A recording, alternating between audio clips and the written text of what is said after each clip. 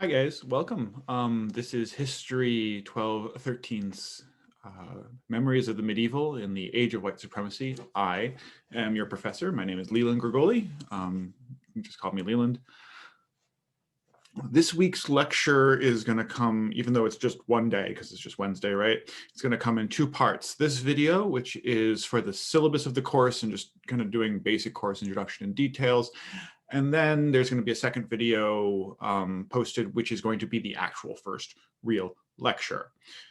As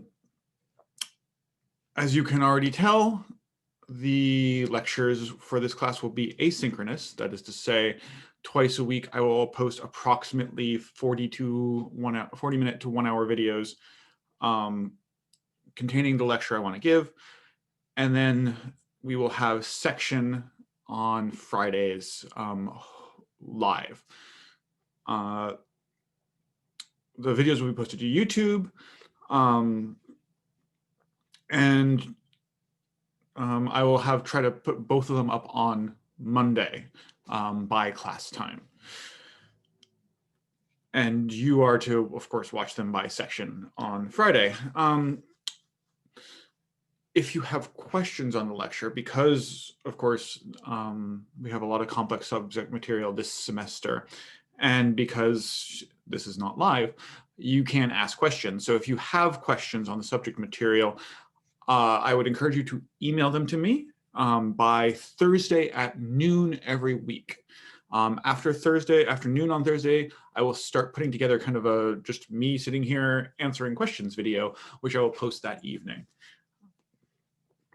For sections, we'll probably have two, I think, one in person and one on Zoom. We'll see how that works with the pandemic. Who the heck knows?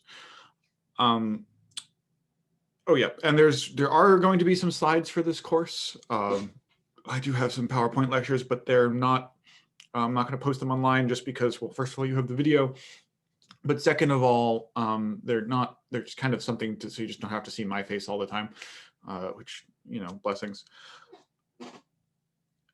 Other than that, kind of just to summarize what we're doing here, more, of course, in the second video, the one you should watch immediately after this.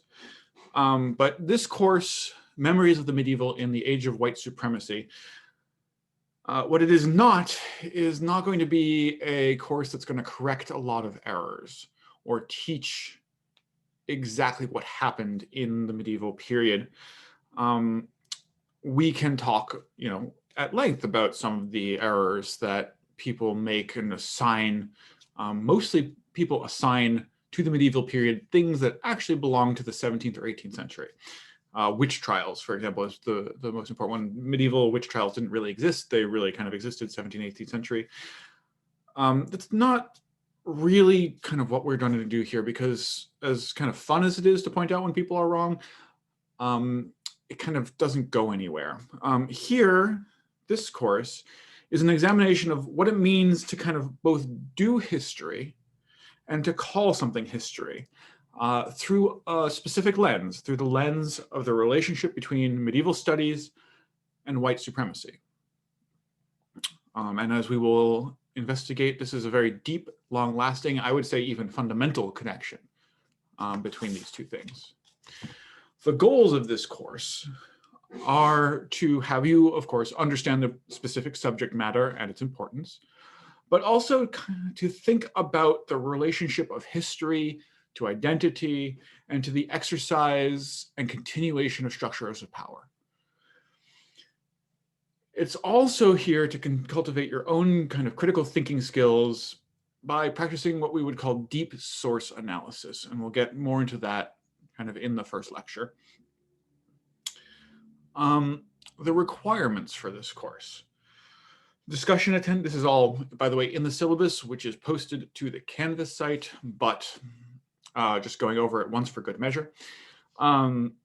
Discussion, attendance, and participation, for which you are allowed one excused absence per semester, is 20% of your grade. I think that's self-explanatory, but if you have questions on what constitutes discussion, attendance, or participation, let me know.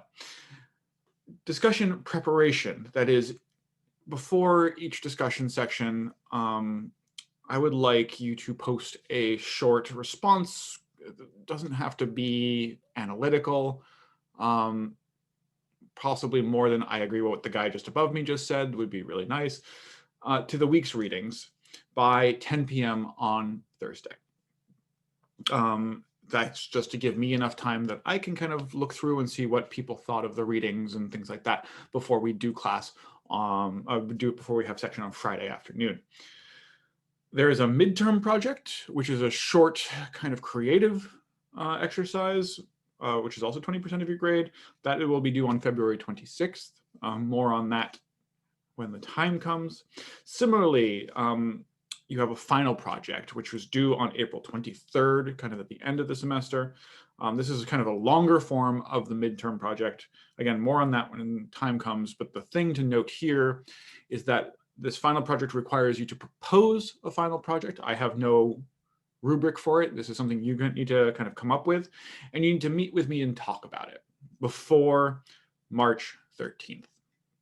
And again, we'll talk more about this when the time comes, but that's kind of the structure of the course. Other technical details.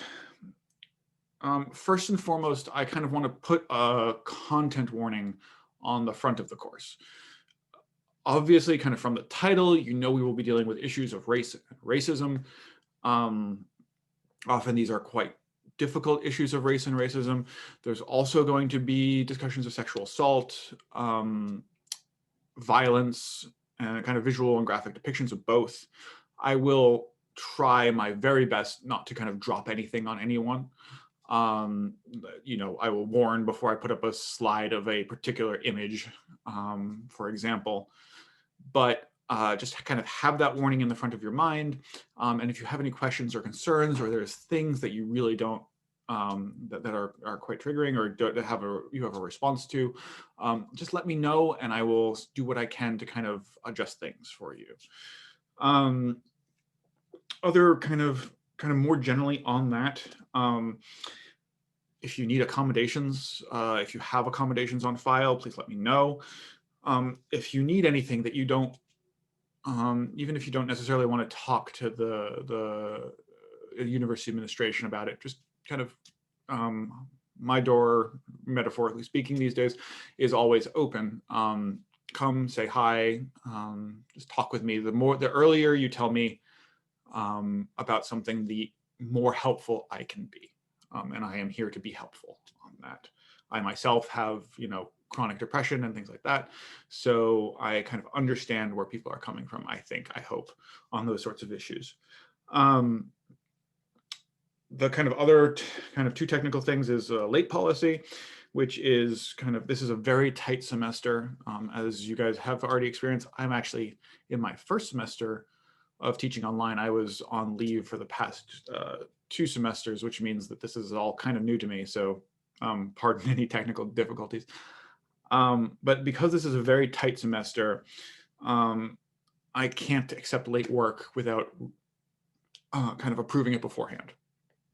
So if you have a reason why something needs to be late, talk with me. The sooner you talk with me, the more accommodating I can be, the more we can arrange this. And then finally, the final thing that I always have to throw in, unfortunately, is to please read the statements about plagiarism that are both in the syllabus and on the Brown's university webpage, and don't plagiarize. I am, for professional reasons, what I do for a living, which we'll get more into what the practice of history is, but what I do for a living is to read texts and to be like, oh, they're citing something else over here that they're not, or they're quoting something that they're not citing, because no one did that before the last 2 centuries. But they're quoting something here that they're not citing and identifying what that is. So it makes me a pretty good plagiarism detector. Every year or so, someone tempts fate and I have to go through a lot of paperwork. I'd rather not, personally. So please just do your own work. If you have questions about what that means, Let me know if you have, for those final projects, if you want to do group work, if you want to do a group project, let me know. We'll see what we can do. All right, but just don't kind of do it and then ask for permission after the fact. Let's see here. Other than that, text for the class. There are 4 books. They're on your syllabus. There are for purchase at the bookstore. I have tried to keep costs under $50 for the new books. If finding or purchasing the books is a difficulty, again, please reach out. Most readings, however, are not in these 4 books because I've kind of picked and chosen from a bit, and I didn't, like, I don't know about you, but when I was an undergraduate, I really hated when someone made me buy a book and then assigned like 10 pages out of it. So I've tried to keep most of our readings in PDF format, which will be posted to Canvas. You don't have to print them out, but if whichever way you want to kind of manage your PDFs, they will be there. Those kind of texts that are on PDF on Canvas are marked with a star on your syllabus. And finally, I just want to just kind of the general class structure, the way that kind of the semester will be organized. The first few weeks, we're going to talk about the idea of medieval history over the 17th through 20th centuries, kind of history and in fiction, and in kind of the intersection between those two things. This course does not presuppose you have had a course on medieval history, and I know the high school curriculum is particularly weak these days on kind of events that happened before 1492. So again, if there's like a term that I use that you don't recognize, or a person I mentioned that you don't recognize, which might seem obvious to me, but probably if it's not to you, then a bunch of your classmates probably have the same question. Send it to me and I will kind of do an explainer, as I said, every week. After this kind of first section, kind of on introducing the idea of medieval history, we'll have a second section on some of the reactions and uses of those ideas in kind of the past 50 years, right? Kind of how this has integrated itself into the popular culture. And then from there, we're going to kind of move on to a section of the course exploring kind of 2 of the most common memories, as it were, kind of the 2 common ways, 2 common things people associate with the medieval period, which is kind of the Crusades. We're going to talk about what the Crusades were, how important they were, how they influenced things, and how they continue to influence things now. And then we want to talk about kind of religion, because medieval Christianity is a thing everyone thinks they know about, and very few people have a good grasp on. And so we're going to look at both contemporary and medieval depictions of those things and see how they bounce off each other. And then we're going to kind of conclude with much more recent events. And if you have been following the news, they are many. But we will hold off on that until then. Other than that, that's all this video. Please go watch the second video, like, share, and subscribe.